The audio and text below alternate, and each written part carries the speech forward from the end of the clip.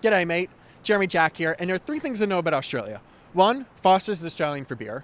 2, when you flush the toilet, the water goes the opposite direction. And 3, when you make a long-distance prank phone call, the punishment is a kick in the butt with a giant boot. Time to go down under.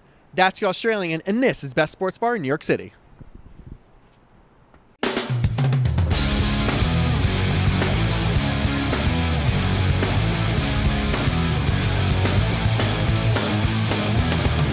Opened in 2007, the Australian on 38th between 5th and 6th is a New York City home of not only Australian sports, drinks, and delicacies, but a haven for whatever sports game you're looking for. I went behind the bar of Gemma Jordan to find out more. So this is an Australian bar, so clearly Foster's, I mean it's Australian for beer, right? Is that what we're going to be drinking? No. So Foster's isn't really like a big beer in Australia. It's not? No, surprisingly. Something a bit more authentic Australian, I'd go with the Cooper's Pale Ale. Okay. It is brewed in a bottle, so before it's served, you just roll it up and down the bar and let it sit for a little while. Okay. What do it taste? Ooh, that's really good.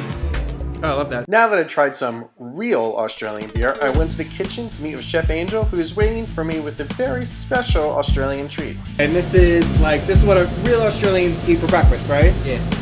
Vegemite. Okay, well, I've never had it before. I've heard a whole lot about it. I feel like it's something that people either really love or really hate. Okay, well, it doesn't have much of a smell, so I think just a big bite. Let's go for it.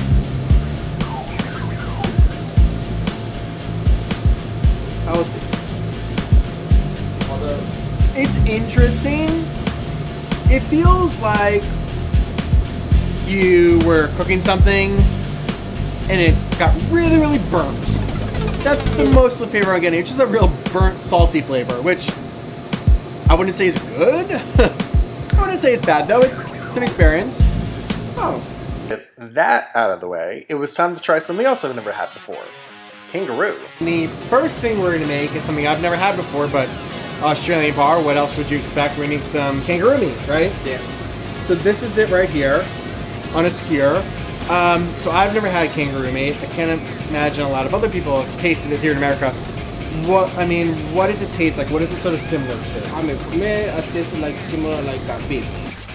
So there's not a lot of fat on here, so you really want to put some flavor into it. That's what you really want to do, right? Yeah. Okay, cool. And what we have here, so to do that, we have our sauce. And what's in this sauce here? Sauce is tamarindo. Put in like brown sugar. Okay, brown sugar. Shallots. A little red wine. After liberally coating kangaroo with our sauce, it goes on the grill. It's then garnished with fresh cashews and ready to eat. There's not a lot of food that I haven't been able to try yet, and this is one of them. I'm very, very excited to try this. Okay, so now we're gonna make the parma. So we have our piece of chicken here, it's cut already, and then we're gonna pound it out a little more. I get it really thin, just so it cooks more quickly and it has a better texture. Now, my favorite part. Perfect. Okay, flour, egg wash, and breadcrumbs. Okay.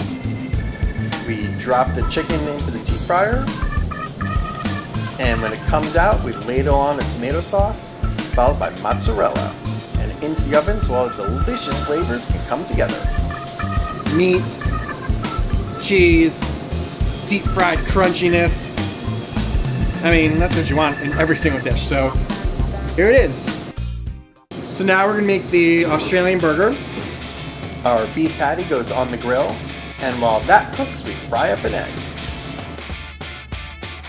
We top our burger with bacon, along with the fried egg and a piece of cheese.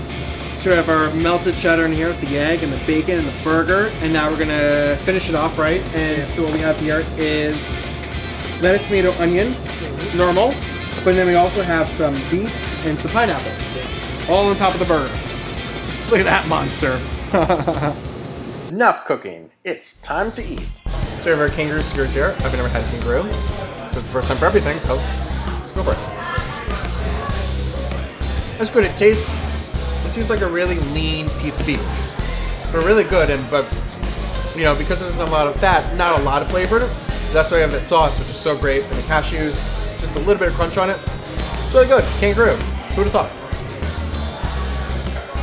So we have the parm here, which is our chicken schnitzel that we made, and then topped with the tomato sauce and the mozzarella, and made it look gooey and amazing. So pounding out the chicken really tenderizes it, really nice. It just gets such a nice bite just because of the crispiness of batter we put on it. With just that cheese and tomato sauce just puts it over the top. It's great. Okay, so we have the Australian burger here. So remember we had that beef patty, and then it's stacked on top of that, bacon, egg, beet, pineapple, and then a normal lettuce, tomato, onion, all on a nice brioche bun. I'm excited. Pineapple on a burger? Sure.